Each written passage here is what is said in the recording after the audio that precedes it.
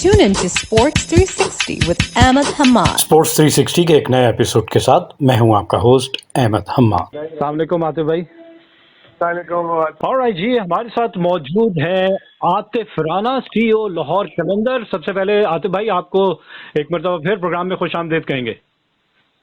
बहुत शुक्रिया हमाद भाई, बहुत शुक्रिया। आतिफ भाई, लाहौर कलंदर की बात हो रही है और ड्राफ्ट की बात हो रही है, 254 प्लेस की बात हो रही है, तो कौन सा नया खिलाड़ी हम देख रहे हैं लाहौर कलंदर में इस दफा? क्योंकि लाहौर कलंदर बीइंग डिफेंडिंग चैंपियन 2 लगातार टाइटल अपने नाम किए, तो कोई नया खिलाड़ी इंडक्ट हो रहा है आपकी टीम में? जी बिल्कुल, ऑब्वियसली आपको पता है, एक तो हमारा डेवलपमेंट स्क्वाड का जो है वो प्लेयर हमारे साथ होते हैं और इंशाल्लाह इस दफा भी आपको यंग टॉप टैलेंट के को हम शोकेस करेंगे और डेफिनेटली जो एज पर आवर जो पिक है उसके मुताबिक जो बेस्ट प्लेयर अवेलेबल होगा उसको पिक करने की कोशिश करेंगे। अच्छा आतिफ भाई, हमें खुशी तब होती है, जाहिर है फॉरेन प्लेयर्स तो आए पाकिस्तान जरूर खेले, लेकिन खुशी होती है पाकिस्तान से कोई हीरा दरियाफ्त हो। और आप लोगों का एक खासा है जनाब, एक के बाद एक। तो क्या इस दफा कोई आज क्लू देना चाहेंगे आप हमें, हमारे सुनने वालों के, कौन सा ऐसा हीरा है जो नया पाकिस्तान का फ्यूचर हम कह सकें? लेकिन बात यह है कि 2-3 ऐसे प्रोस्पेक्ट हैं जो कि अभी आपने देखा कि जिस तरह हमने जिम्बाब्वे में अपने डोमेस्टिक में 5 प्लेयर जो है वो भेजे हुए हैं जो उनके डोमेस्टिक क्रिकेट खेल रहे हैं, 4 डे क्रिकेट, और बड़ी अच्छी परफॉर्मेंस दे रहे हैं। और इसी तरह हमारे हाई परफॉर्मेंस सेंटर में भी कुछ स्पिन बॉलिंग के शोबे में भी अच्छे जो प्रोस्पेक्ट जो है वो सामने आ रहे हैं। तो इंशाल्लाह अभी तो टूर्नामेंट में 2 महीने हैं, कंपटीशन सख्त है और जो भी होगा वो इंशाल्लाह बेहतर होगा। कंपटीशन सख्त है और आपने इशारा दे दिया कि स्पिन डिपार्टमेंट में कोई लेफ्ट आर्म अनऑर्थोडॉक्स कोई इस तरह का हीरा जो सुनने में आ रही है खबरें मीडिया। आप बात है, अब लीक तो ना करते फैंस को गेस वर्क करने दें, आपके सारे सुनने वाले सरप्राइज रहने देते, सरप्राइज रहने देना, तो वो भी हो सकता है, राइट आर्म भी हो सकता है। ठीक है, मिक्स कर देते हम, राइट लेफ्ट को मिक्स कर देते सर। अच्छा आतिफ भाई, फखर जमान के हवाले से बात की जा रही है कि वो क्या कोई दूसरी टीम ज्वाइन कर रहे हैं या ये अभी रूमर्स ही हैं? देखिए, फखरे कलंदर जो है वो फखरे कलंदर है सर। फखरे कलंदर होने के बाद उन्होंने फखरे पाकिस्तान बने थे और फिर जो आपने देखा कि जिस वो कलंदर फैमिली का हिस्सा है, तो वो हमने लास्ट ईयर भी हमने ये हैशटैग जो निकाला था कि सोचना भी बना, तो ये हमारा कोर फैमिली है वो, तो ऑब्वियसली कलंदर के बगैर तो फखर नहीं हो सकता या फखर के बगैर तो कलंदर नहीं हो सकता। बस तो ये अफवाह ही हम कहेंगे कि वैसी मीडिया में सर्कुलेट कर रही है। सर तो बात वही है ना कि ऑब्वियसली जब कलंदर्स हार रहे थे और जब वो प्लेयर डेवलपमेंट प्रोग्राम कर रहे थे और जब वो नए प्लेयर लेके आ रहे थे, इंक्लूडिंग फखर जमान, शाहीन, हारिस, लवली लिस्टर, जमान खान, तो वो उस वक्त लोग हमें बैशिंग कर रहे थे कि कैरी प्लेयर बनाते हैं, ये खेल तमाशे करते हैं। और जब अल्लाह का लाख लाख शुक्र है, जब वो कोर डेवलप हो गया तो एक कलंदर फैमिली डेवलप हुई, क्योंकि हम फखर आज तक कलंदर के अलावा किसी की तरफ से नहीं खेले। इसी तरह शाहीन है, इसी तरह हारिस है, इस तरह जवान है, अब्दुल्ला शफीक है। तो अब जब वो उनको वो उसमें थोड़ा सा वो जब फैमिली होगी तो फैमिली में तो फिर लोग छोड़ के नहीं जाते हैं ना, वो तो फैमिली में फैमिली तो एक फैमिली होती है, वो तो इकट्ठे रहते हैं। जिस तरह शाहीन कहते हैं, शाहीन शाफरीदी के, वो कलंदर फैमिली जो है ना, ये एक फैमिली नहीं, पूरे पाकिस्तान की फैमिली है। बिल्कुल सही। और एक और चीज पूछना चाहूंगा आतिफ भाई, अभी हारिस रऊफ ऑस्ट्रेलिया नहीं गए पाकिस्तान टीम के साथ, और उन्होंने अपना सिंसियर फैसला ये था कि उन्होंने कहा कि मेरी रेड बॉल की प्रैक्टिस नहीं थी, इस वजह से मैंने जो बेहतर समझा पाकिस्तान के लिए कि किसी और को मौका दिया जाए, मैं इस दौरान अपनी प्रैक्टिस जारी रखूंगा। तो क्या थोड़ा सा उन पे रेड बॉल के हवाले से भी काम किया जा रहा है उनके ऊपर? देखिए, बात यह है कि ऑब्वियसली हारिस जो है पाकिस्तान का दुनिया क्रिकेट का बहुत बड़ा स्टार है, और आपने जिस तरह की जर्नी है और जिस तरह उसने पाकिस्तान की फतूहात में कलीदी किरदार अदा किया अलॉन्ग विद शाहीन, तो आप ये देखेंगे जब आप किसी को प्रैक्टिस कराते हैं, लेट्स सपोज कि अगर आपके प्रोग्राम को मुझे होस्ट करना पड़ जाए, तो इट डजंट मीन कि अगर मैं थोड़ा बोल लेता हूँ तो I can be a good host as well. तो उसमें आपने जब अगर किसी भी प्लेयर को आपने अपॉर्चुनिटी देनी है तो ऑब्वियसली उसकी प्रिपरेशन होनी चाहिए। सो हारिस ने इनकार नहीं किया था। हारिस ने as per my best of the knowledge, Haris ने ये कहा था कि मैं अभी प्रिपेयर नहीं हूँ, मैं 1 साल से 4 डे क्रिकेट नहीं खेला। तो एकदम जो लास्ट टेस्ट जो मैं खेला था उसमें मैं 1.5 दिन में इंजर्ड हो गया था, तो मैं पाकिस्तान को खेलना मेरे लिए एजाज की बात है, लेकिन उसके लिए मुझे प्रिपेयर होना है। तो डेफिनेटली इंशाल्लाह हारिस जब आएगा उसको वो करेगा तो अपने ऊपर काम, तो क्यों नहीं। और वो डेफिनेटली वो कलंदर हाई परफॉर्मेंस सेंटर में इस तरह नहीं हो सकता।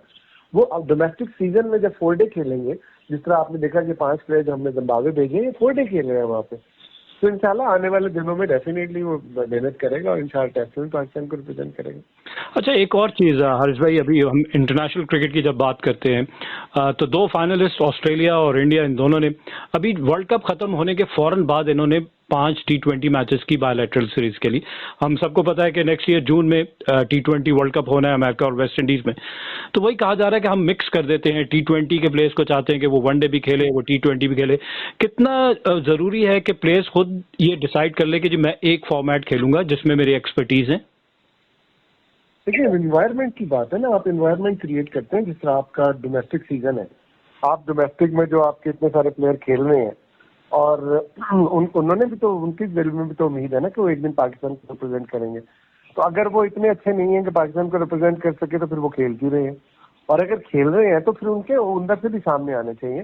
तो बिल्कुल आपने वजह शायद फरमाया कि जो अब जब T20 की आपकी जो टीम है उसके अंदर बहुत कुछ एक्सेप्शंस के अलावा आपने प्लेयर अगर उसको डेवलप करना है, ग्रूम करना है, तो वो तो फिर आप उसको आउटसाइड द टूर्नामेंट करते हैं ना, टूर्नामेंट के अंदर थोड़ी करते हैं या बायलैटरल सीरीज के अंदर थोड़ी होता है। एक और चीज़ आतिफ भाई, हम रोटेशन पॉलिसी की बात करते हैं, लोड मैनेजमेंट की करते हैं, तो इस दफ़ा हम देखेंगे कि लाहौर कलंदर का जो बेंच है, जो बेंच पे प्लेयर बैठे होते हैं, वो शफल होते रहेंगे, सबको मौका मिलेगा जो दुनिया की दूसरी टीमें कर रही हैं। मैं इसलिए कह रहा हूं कि अभी इंडिया और ऑस्ट्रेलिया की जो सीरीज खेली गई थी उसमें सिर्फ 2 प्लेयर उनके वो थे जो वर्ल्ड कप खेल रहे थे, बाकी सारे नए प्लेयर्स को इंट्रोड्यूस किया था। इसी तरह अभी इंडिया ने साउथ अफ्रीका के लिए टीम अनाउंस की है, उसमें भी 3 फॉर्मेट के लिए, टेस्ट मैच में डिफरेंट प्लेयर्स हैं, वनडे और T20 में डिफरेंट है। तो कुछ इस तरह की स्ट्रेटेजी आ रही है कि हम एक स्पेशलिस्ट जो है, अगर T20 खेलना है तो वो स्पेशलिस्ट हो उसमें। देखिए, ऑब्वियसली ये तो पाकिस्तान क्रिकेट बोर्ड का काम है और उसमें मैं तो उसके अंदर शामिल नहीं हूँ इस सेंस में, मैनेजमेंट में। तो ये ऑब्वियसली उनको सोचना चाहिए और उनको देखना चाहिए कि what is best for Pakistan cricket. मैं तो अपनी टीम के हवाले से बात कर सकता हूँ, और चूंकि हमारी T20 लीग है और उसमें हमारे यहाँ एक फ्रेंचाइज है, तो मेरे तो कोशिश और ख्वाहिश ये होती है कि बच्चों को ऐसा प्लेटफॉर्म दूँ और फिर उनको सारे साल ट्रेन करके उसके बाद उनको अपॉर्चुनिटी जो है हम टूर्नामेंट में दें ताकि वो शोकेस कर सकें। और ये जो बात आपने की रोटेशन पॉलिसी की, तो डेफिनेटली आपने देखा कि इंग्लैंड भी शायद ये फॉलो करता है, ऑस्ट्रेलिया भी करता है, इंडिया भी किसी हद तक करने लग गया, तो हमें भी उस पर गौर कर लेना चाहिए। आतिफ भाई, एक और खबर सर्कुलेट कर रही थी कि शायद ग्लेन मैक्सवेल इस साल पाकिस्तान सुपर लीग में लाहौर कलंदर का हिस्सा हो। इसके हवाले से थोड़ा कुछ बताना चाहेंगे? देखिए, इस साल नहीं तो इंशाल्लाह जब भी वो आएंगे तो लाहौर कलंदर का हिस्सा होंगे। अभी इस साल तो मेरा नहीं ख्याल उन्होंने कोई इसमें ड्राफ्ट में उनका नाम है as per my best of the knowledge. लेकिन आपको पता ही है कि मेलबर्न स्टार के साथ हमारा एक क्लोज टाइज है जिसमें हारिस भी वहाँ से खेला और उन्हीं के अंदर खेला, वो जो आपका दिलबर हुसैन खेला, फिर अहमद दानियाल खेला, फरुद्दीन खेला। तो मेरी ख्वाहिश भी यही है और इंशाल्लाह कोशिश भी होगी कि अगर वो इस लीग में आए और कलंदर का हिस्सा बने।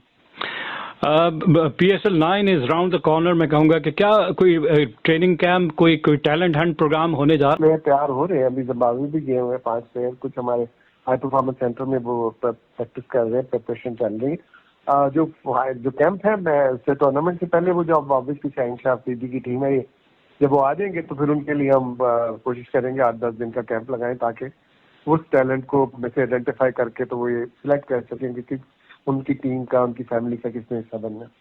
आतिफ भाई, एंड में चाहूंगा कि आप हमारे लिसनर्स को ये प्रोग्राम सुन रहे हैं, कोई मैसेज देना चाहेंगे? देखिए, मैसेज यही है हमारे भी कि आपका मजेदार प्रोग्राम होता है, इसको जरूर सुना करें, इंफॉर्मेटिव प्रोग्राम होता है और प्लस ऊपर से आप भी कलंदर है तो कलंदरों के लिए दुआ करते रहा करें। बिल्कुल जनाब, बिल्कुल कलंदर है। Thank you very much Atif भाई, आपने अपना कीमती टाइम हमें दिया। Thank you sir. Thank you. And on this note, we come to the end of our show. Till the next program, it's goodbye from Sports 360. Keep on watching Sports 360 with Ahmed Hamad for latest news, views, and interviews of sports personalities from around the world.